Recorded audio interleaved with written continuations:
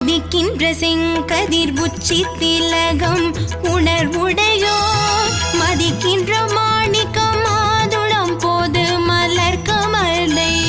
துதிக்கின்ற மின் கொடி மென்கடி குங்குமத்தோயம் என்ன விரிக்கின்ற மேனி அபிராமி எந்தன் விழுத்துணையே